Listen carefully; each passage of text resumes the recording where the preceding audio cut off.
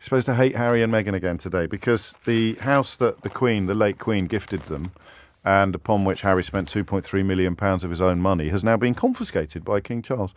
Imagine if you were writing this story from a point of view of not having had your brain boiled by the fact that Prince Harry fell in love with a woman of colour, right? So just pretend that the world hadn't been redefined, or your attitude to the royal family hadn't been redefined by right-wing media apoplectic about the fact that Prince Harry turned the entire pyramid of privilege in this country on his head by falling in love with an actual woman of colour, right?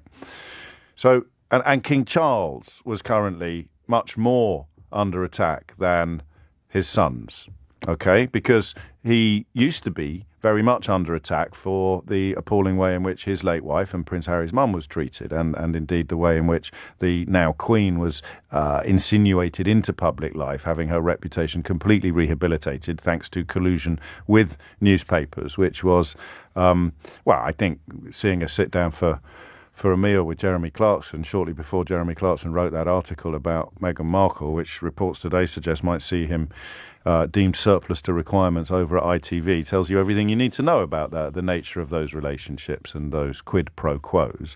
So just imagine that Charles was persona non grata with the right-wing media, and that he had betrayed. This is how you'd write it. Charles betrays his late mother's wishes by depriving Harry of a home in England's green and pleasant land. I'd add that bit as well, a little bit of William Blake there. You can almost hear Hubert Parry tuning up in the background. Cruel Charles, callous Charles. I can't quite get the alliteration. Just sounds a tricky. Cheesy doesn't work. So cruel Charles betrays.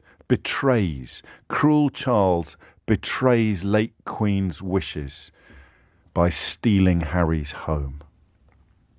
Second line. Harry and Meghan denied place in England's green and pleasant land by jealous parent.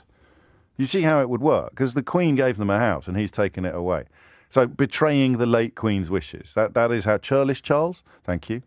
Churlish Charles? Yeah, Churlish Charles. It's tricky that, because you're weighing up the alliteration with the stronger adjective. So cruel Charles is much stronger. Churlish Charles. Churlish Charles works pretty well, actually. Churlish Charles steals Harry's house. There it is. Churlish Charles steals Harry's house. Second line, late Queen cruelly betrayed by brutal eviction. That's the story, by the way, if you don't know what I'm talking about. Churlish Charles has stolen Harry's house.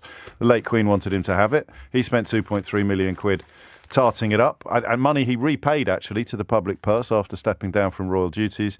And lo and behold, Charles has demonstrated according to newspapers, he's demonstrated, let me tell you what the Daily Mail have to say about it, because we could always do with a laugh. Charles evicting Harry and Meghan from Frogmore is the act of a king putting his country first. I love showing you how twisted the media is, because if you're not an anorak like me, you probably don't notice. So that headline could easily be exactly the same story. Churlish Charles steals Harry's house. Late Queen betrayed by brutal eviction. That exactly the same story, right? But the invitation to hate in recent years has involved Harry and Meghan, because much of the British media continues to favour a man who paid millions of pounds to a sex trafficking victim who accused him of multiple sex crimes than it does to a man who had the audacity to fall in love with a woman of colour. We've got it. Callous King. Callous King steals Harry's house. That's come from Grant. He's doing a shift as a sub-editor today. Home is better than house, thank you. We're doing this together. Callous King steals Harry's home. Brutal betrayal of late Queen's wishes. That's it, right?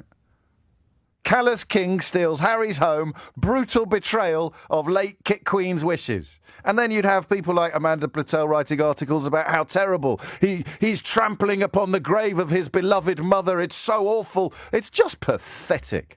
It is absolutely, it's the infantilization of a nation. I mean, it's been underway for hundreds of years, but occasionally the absurdity, the hypocrisy, the base corruption of it is so irresistible that it can't help sticking its head above the parapet. Callous King steals Harry's home.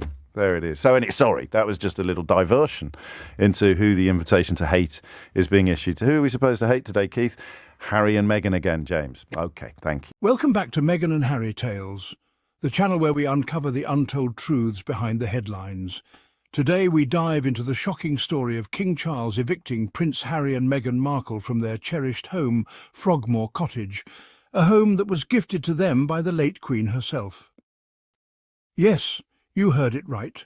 The very house that Harry spent £2.3 million of his own money to renovate, and even repaid to the public purse after stepping back from royal duties, has now been stripped away by his father. A callous move that feels like a betrayal of Queen Elizabeth's wishes, doesn't it? Now imagine for a moment that this story wasn't clouded by the toxic narratives of certain right-wing media outlets. Imagine a world where Prince Harry's love for Meghan, a strong, intelligent woman of colour, wasn't treated as an affront to the institution. Would we view this act differently? Let's not forget the context. For years, Charles was a target of public criticism for his role in the tragic treatment of Princess Diana. The same Charles who, over time, carefully rehabilitated his public image with the help of certain media allies. Media that now frame his actions as putting the country first. But is that really what's happening here, or is this eviction a blatant power move, shrouded in hypocrisy and favoritism? Here's the kicker. Some outlets, like they are actually spinning this as an act of leadership. Their narrative? That Charles is showing strength as a king by putting his country first. But let's be real. How does evicting your own son and his family align with serving the nation? If anything, it reeks of personal vendettas and an effort to appease certain factions of the media and public who have vilified Harry and Meghan at every turn. Meanwhile, let's not forget who the media continues to protect.